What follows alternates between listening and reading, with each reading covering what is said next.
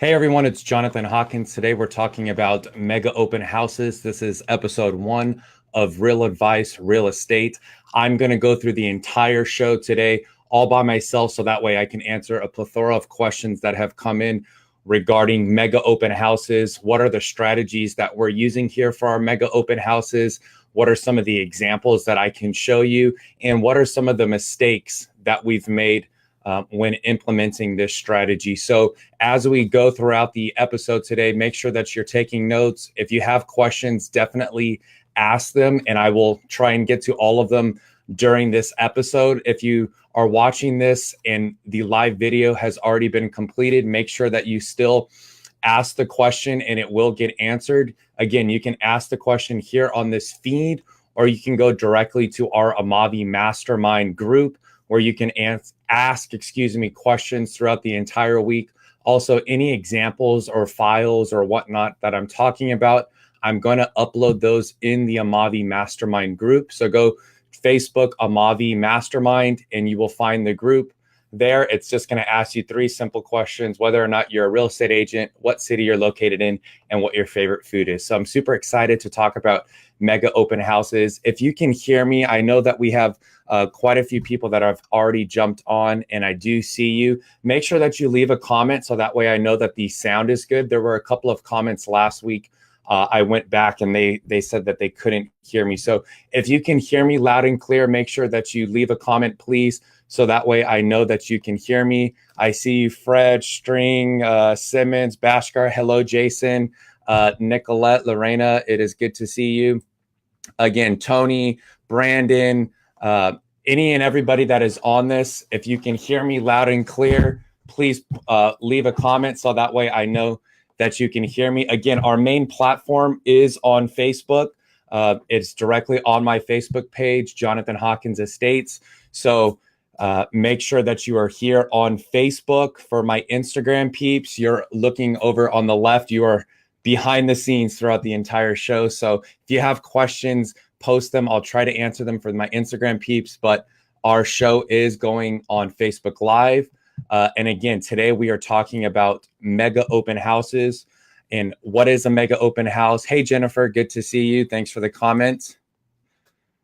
As far as, what exactly we're doing, strategies. But the one thing that I do want to get to and make sure that we talk about are the mistakes that I not only did I make, but I see a lot of people making. So if you're popping on, whether it be now or, in a few days, if you have questions, ask the questions, they will get answered. So we're going to dive right into it. Again, I'm just going to go through the entire format. So then that way, next week, when we start bringing on our first guest, who's going to be talking about Instagram stories, we'll just continue with the exact same layout. If you like the layout, make sure that you let me know. If there's something specific about the layout, hi, Cindy, good to see you, that you don't like, let me know. Hopefully, I've kind of compressed all of the different questions that I've received on multiple platforms into a 10 question questionnaire. I don't know if that's the right word or not. But I've essentially broken down into 10 questions that I will answer. Hopefully, I will be able to share my screen with you at some point. This will be the first time me doing this through Be Live. Some of you have asked exactly the platform that I'm using. It is Be Live. We are going to do actually a full episode on the Be Live platform, so stay tuned. Today we're talking about mega open houses. Again, my name is Jonathan Hawkins. I'm located in the Huntington Beach and Seal Beach areas. My medium price range as far as my market area is concerned is $750,000.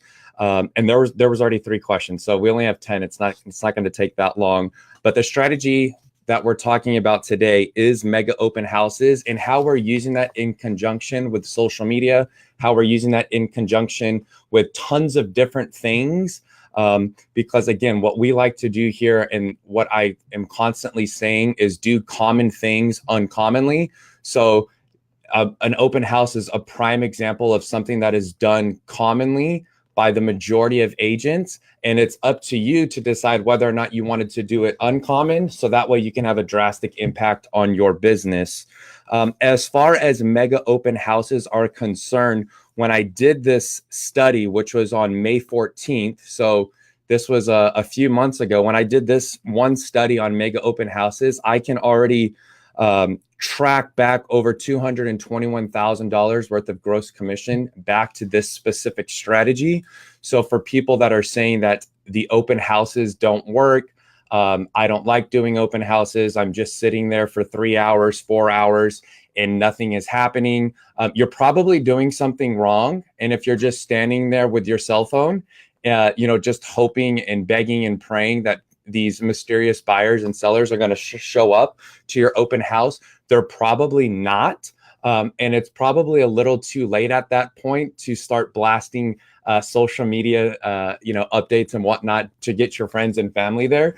Now, I don't mind friends and family going into an open house, but you have to make sure that you have other potential buyers and sellers there as well. So for our mega open houses, they always start 2 weeks to 3 weeks prior to actually going on the market.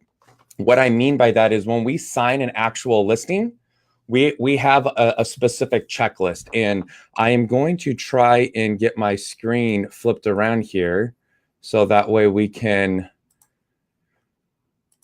show you as far as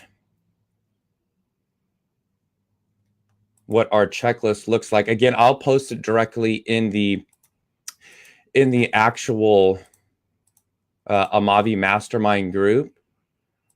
It looks like it's not going to allow me to flip this around, so I will just go through it with you. 2 to 3 weeks prior, the longer the better. We're already getting our mega open house scheduled. We're already putting things on the actual calendar as far as when the actual event is going to be. And yes, I did call it an event because we do want to make it an event. Again, we're doing common things uncommonly. So, our first thing is getting it scheduled. And what we're doing is it's going to seem like it's a lot. When I start talking about specific things right now that we're doing, it's going to seem overwhelming. It's going to seem like, man, there's no way that I can do that. I don't even know what that means. What's that word? Yada, yada, yada. Don't worry about it. Take this piece of advice, which is just choose 10 things that you know how to do, 10 different ways to actually touch somebody, to get your message in front of somebody, and do those 10 things, whether it be a Facebook post, whether it be direct mail, whether it be a phone call, a text message, door knocking, whatever it is, 10 ways that you can get your actual mega open house in front of somebody as far as the invite is concerned. Just do those 10 specific examples. We're going to talk about some of the examples that we're doing, but again, make sure that you're doing things that you like to do. If you're doing them and you like to do them, but they're not, producing well, maybe try it a little bit of a different way. But I don't want you guys to come on this show every single week and then just mimic every single thing that I'm doing, especially if you don't like it. Hey, Sarah, good to see you. Again, if you're just popping on this video and this is the first time you pop it on, we're talking about mega open houses. Again, ask questions and definitely let me know some specific feedback. For our last open house, what we did as far as our specific touches was direct mail, and I'm going to show you a piece.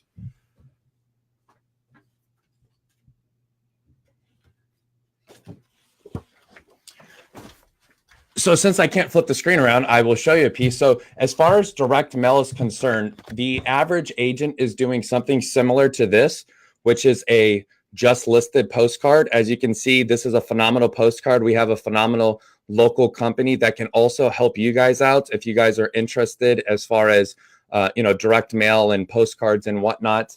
The postcards are phenomenal. But what we're doing, on the back of it, as you can see, is we're advertising our actual mega open house. So for this last open house, we did a catered open house by Social Pleasantries. Shout out to you, Zach.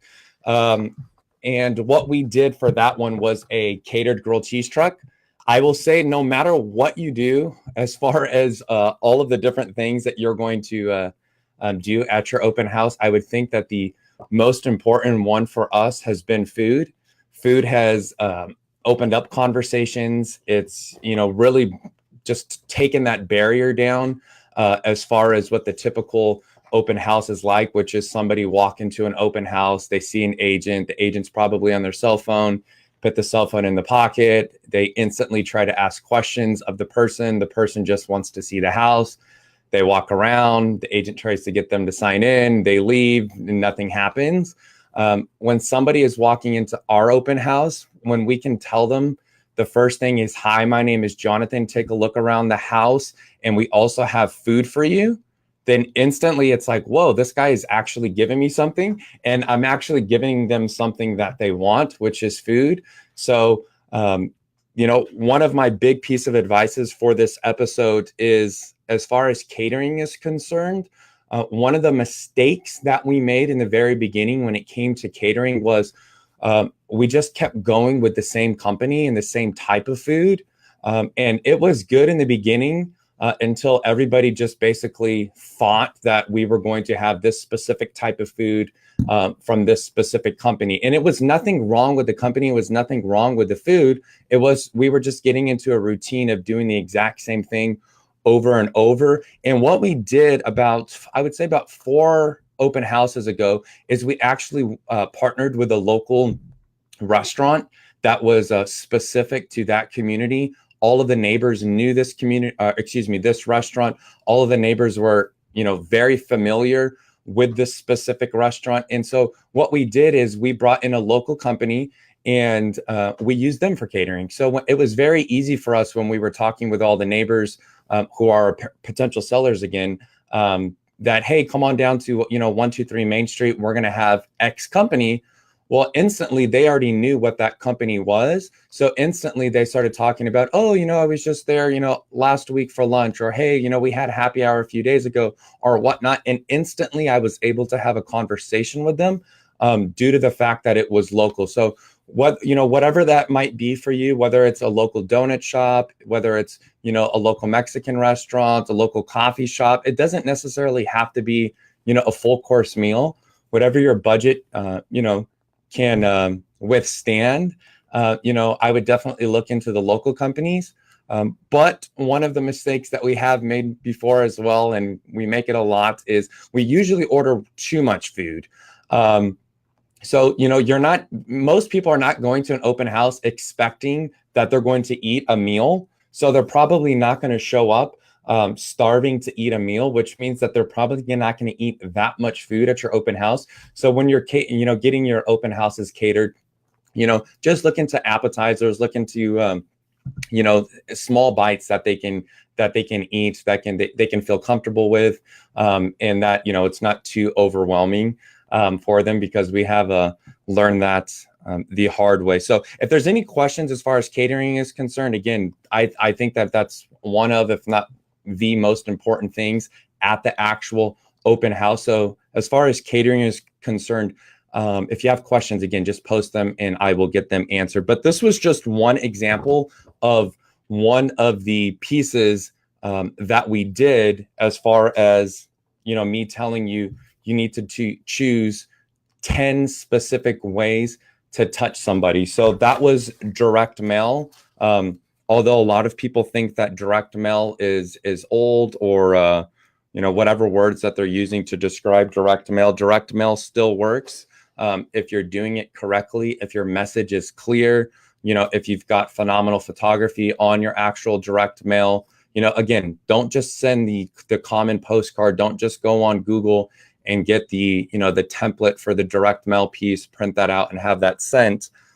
Do something, or do common things uncommonly. So, on your direct mail pieces, this is, phenomenal time for you to get your message across. Hey, Chuck, good to see you.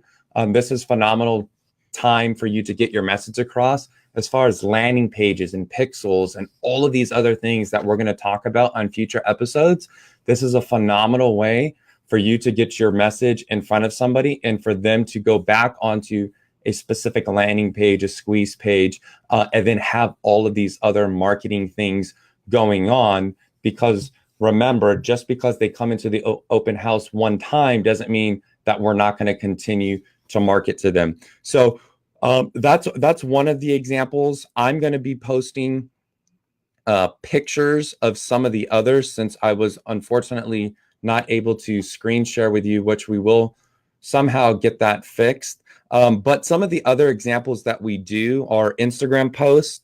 And again, our Instagram posts, if you go on my Instagram page, you're going to see that the Instagram posts are not just standard, hey, come to 123 Main Street, we're having an open house, hope to see you there. We're using emojis, we're using questions, we're using things that are actually enticing people to get interested. We're talking about the catering. If we're doing a giveaway, we're talking about the giveaway. We're doing as much as possible on these Instagram posts to get them really excited, both in photos and in video as well. So remember, we're just continuing to build up over those first 2 to 3 weeks leading up to our mega open house. And Instagram posts have been huge for us, as well as Instagram stories. The stories are definitely unique because they allow you to do things that a post cannot do.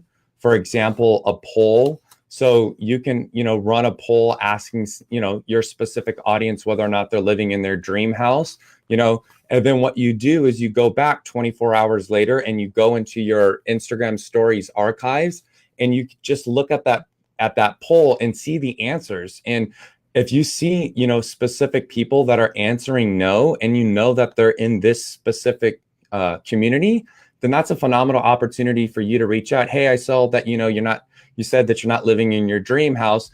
Is that something that you're looking into, in the next 2 years or so? Don't instantly go, hey, you responded on my Instagram story that you're not living in your dream house. Are you ready to buy tomorrow? They're probably not ready. Instagram stories, it's just a soft touch. So don't instantly start hounding somebody if they answer that question. So that's another one of the 10 ways that we're doing it. We're doing the exact same thing on Facebook. So we're doing, again, Facebook posts and whatnot. One of the cool things that we're doing is we're doing the actual Facebook event. So setting your open house up as an actual Facebook event, getting people to RSVP for this specific event. Again, giving them about 80% of what's going to happen. And as far as the photos and video is concerned, not giving them every single thing ahead of the time, but getting them onto this Facebook event so that way they can see exactly what's going to go on. They can see exactly some of the things that are happening. They know about the giveaway, they know about the food, but getting them to RSVP. Again, the Facebook event is huge because later on down the line, when we start retargeting and when we start all these different things, the people that responded to Facebook events are super easy to market to. So within Facebook, we're doing the posts, we're doing the events, we're doing specific targeted Facebook ads. We're going to have a few episodes, I'm sure, on Facebook ads. So I don't want to dive too much into that. We're doing a MailChimp newsletter. We're doing a BombBomb email.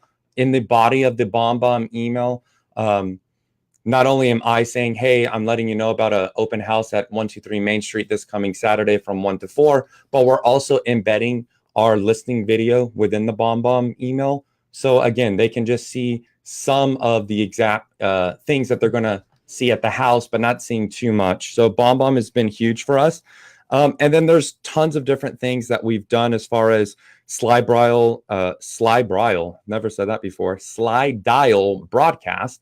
That sounded better. But the one thing that we are doing, no matter these 10 different things that we're doing, and sometimes they might change. So somebody will say, hey, I want your checklist, and I'll give it to them, and then I'll do something differently on the next open house. And it's like, hey, that wasn't on your checklist. Remember, just pick 10 things that are going to work to get your message in front of that specific person. If you don't think it's going to work just because it's on a checklist, don't do it. I don't want you to waste your money. I don't want you to waste your time. And especially if it's something on the checklist and you don't even know what that means, don't spend, your entire week on Google and YouTube trying to figure it out. Yeah, sure. In the future, schedule a little bit here, a little bit there as far as time is concerned. But, I don't want you to just waste all your time to try and figure out exactly how I do it. If it's something that you don't know how to do already or you don't like to do. But the one thing for sure that we're always doing as far as those 10 pieces are concerned is we're always trying to get people to RSVP. So I've already talked about the actual Facebook event, but we're on top of that, we're setting up our own landing page. And on that landing page, again, they're going to get just a little bit of information about the event until they RSVP. Now, the cool thing about it is the fact that they're already on our landing page means that I can already retarget and remarket to them whether or not they have RSVP'd for the event. Let me say that again. All of the 10 pieces that we're doing, we're all funneling them back onto one specific landing page. On that landing page, we have Facebook pixels, and we have Google Analytics codes that no matter what, whether they RSVP or not, we know that they've been on that page. That's huge for two reasons. One, we can remarket to the people that have already been on the page but haven't RSVP'd. So we can continue to push 123 Main Street in front of them until the actual event. And then after the event, we can continue to push to let them know, hey, now we're in escrow. Hey, this is what's going on. Yada, yada, yada, yada, yada. We can continue to do that. But two, Facebook has taken away the majority of third-party data that actually depicts whether somebody is likely to buy a house or not, or likely to sell a house or not. This is a phenomenal opportunity for you to set up a landing page, have people from this specific community go onto the landing page, and you've now created your likely to buy and likely to sell list, because the people likely to buy a house and that are looking at open houses and they're on your landing page, you can then retarget those people and continue to expand that. Again, we're going to jump into Facebook pixels, landing pages, and all of these other things on future episodes. So make sure that you're checking in and watching. We'll be here every Tuesday at 9 a.m. I'm just trying to give you some examples of some of the things that we're doing. As far as the Instagram stories are concerned, don't just do the standard, your photographer went to the house, you get the pictures, and then you just start posting those on your stories. Actually do some behind the scenes work, show the house, show what you're doing, show maybe the staging going on, show, you inputting your sign. Again, it's just tons and tons of ways for people to see the house without you just shoving it down their throat that they have to buy or sell a house from you. These are just soft ways to go, wow, this person's very busy. Wow, this person does a lot for his clients. Wow, look at all of these different things that he's doing. And if you had only one listing, you can probably touch, as far as social media is concerned, you could probably do about 30 different touches, which we can talk about on a future episode. So, don't just give them everything on that one post. Don't just give them everything right off the back. Space it out, spread it out, show exactly what's going on, show them all of the things that you're doing, the behind the scenes.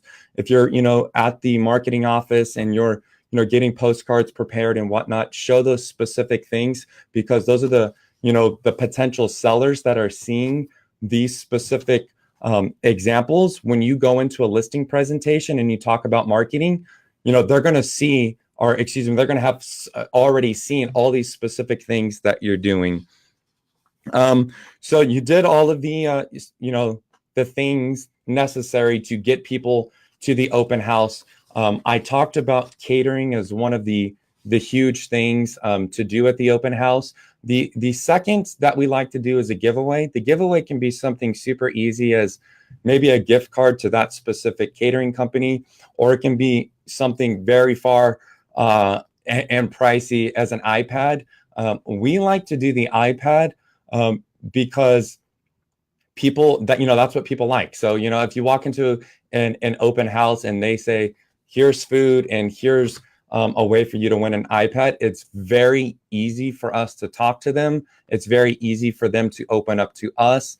And the way that we do it, and no matter what the giveaway is, the way that we do it is we always tell people that they need to register, and all they have to do to win whatever the giveaway is, all they have to do is guess the final sales price, not the list price, not what it's currently at, but guess the final sales price. Meaning if it's listed for $500,000, and people are guessing 510, 505, 490, whatever it is, the person that would guess the final sales price wins. What that means for you is, if you're giving away an iPad, you're not giving away an iPad every single time. Why? Because not every single time is somebody guessing the actual final sales price of the house. So a lot of people are going, man, you're buying an iPad every single weekend. No, we're not. We're only giving away an iPad if they actually guess the final sales price of the house. But the second thing, and the second reason why we actually do that, is for getting feedback on the price. If the house is listed for $500,000, we're asking them to guess the final sales price, and everybody's saying $450, then we know, dang it, we're screwed. We're probably not going to get offers, and we're overpriced. However, if all of the buyers in this community are coming into the open house and they go, wow, maybe 515, 520, 540, then we know that, man, this is, it's priced well and it's going to sell. So this is a phenomenal opportunity for you just to listen, to see exactly what they think about. Again, it's going to open up more conversations. If they say 520, hey, what exactly made you think it was 520? Oh, the house had this or it had that.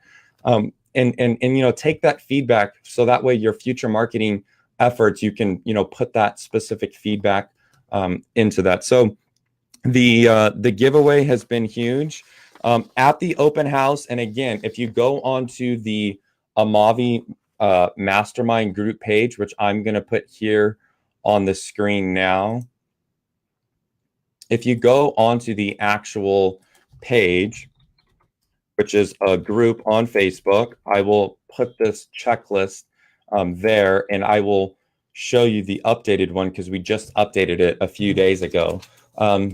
Go onto Amavi Mastermind on Facebook, and we're going to put it there. The event has to have a few things: the catering, the giveaway. It's got to have a good atmosphere, and good. I love that you like that, Christy. Christy said, love that idea, asking about the sales price. It's huge. I mean, it's going to open up tons of conversations. It's going to, give you phenomenal insights. If they're a potential, if they're a neighbor, and they're thinking that it's going to sell overpriced, this is a phenomenal opportunity for you to start, planting the seeds that, this is something that you can do for them, or, just getting a lot of things out of them due to the fact that they are, they're interacting with you, they're engaging with you, rather than just signing in and leaving. They're actually talking with you about specific things, and they are more inclined to talk to you now that they've had the food. There's some music going on. It's not a pushy environment. It's just give. They're definitely more inclined to talk with you. So as far as the actual open house is concerned, John asked, do you have the price written down or on the iPad? So I do it two different ways. Good question, John.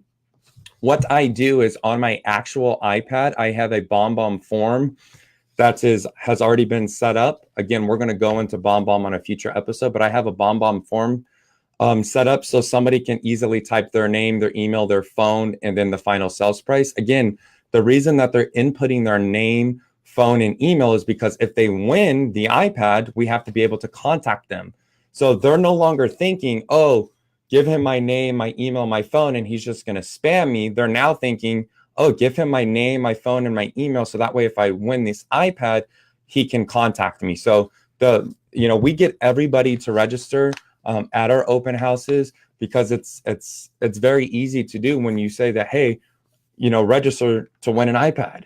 register to win a gift card. You know, you're giving something away. The caveat to that is we do have little sheets of paper.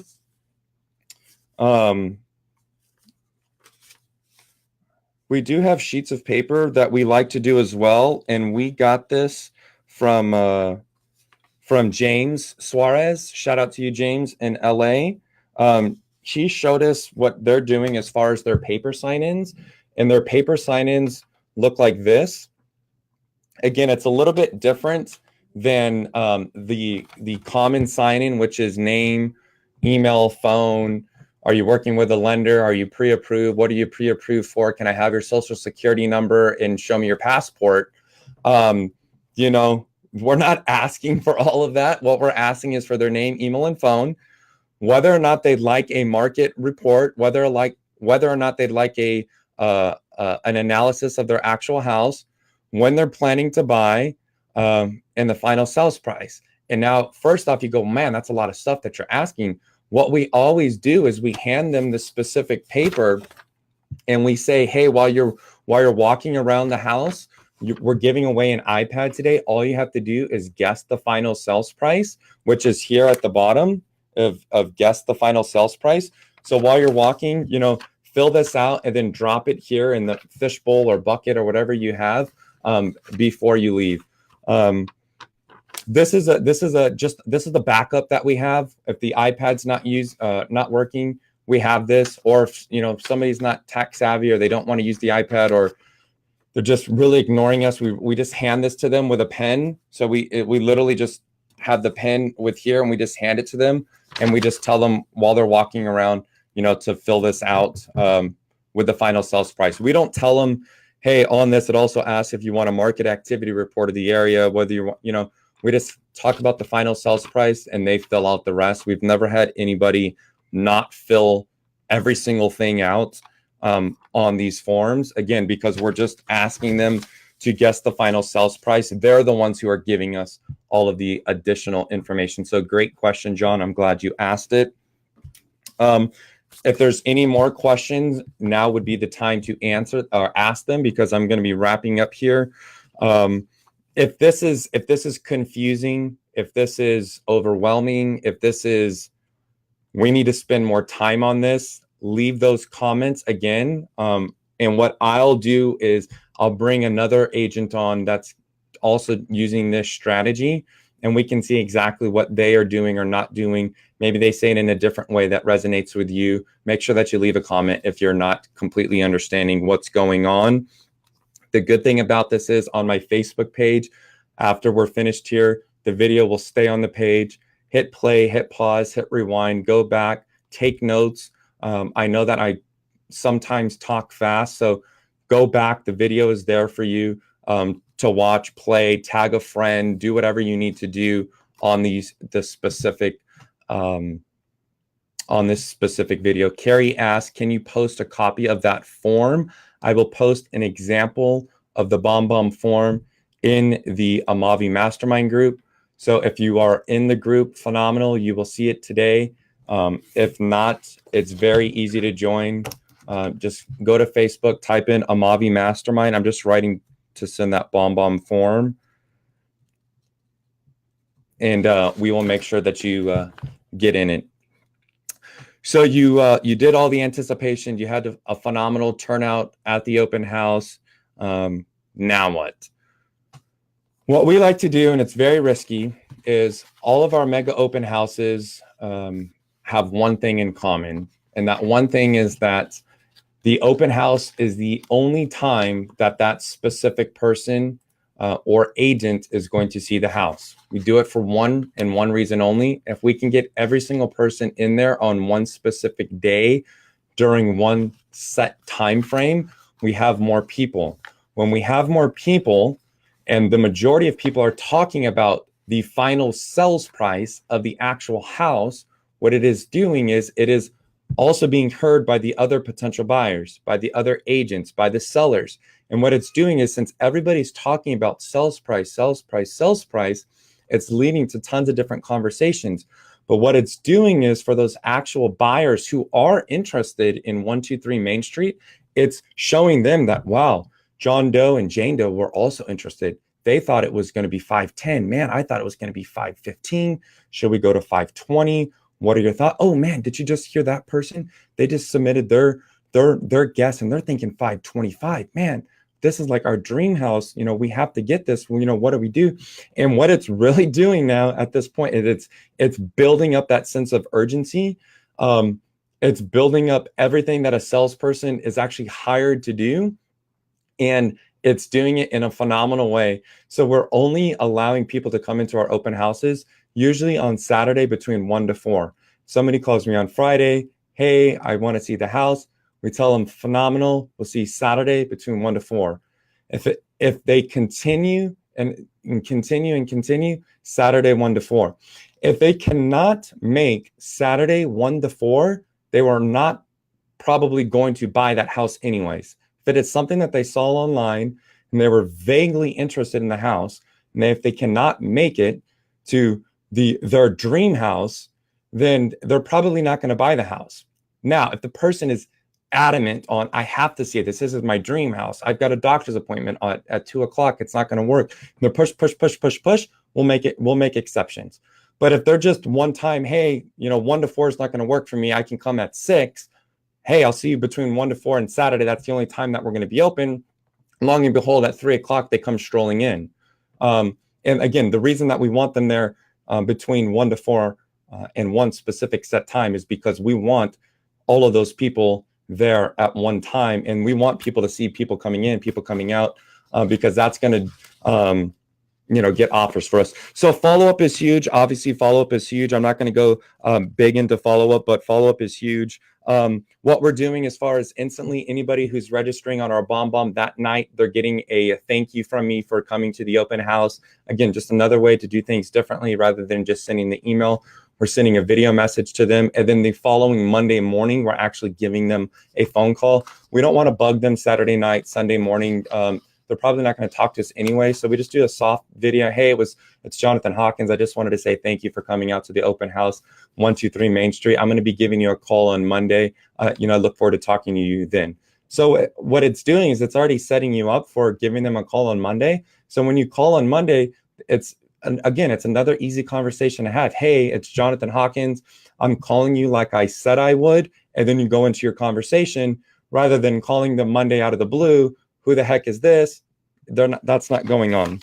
So follow-up is huge.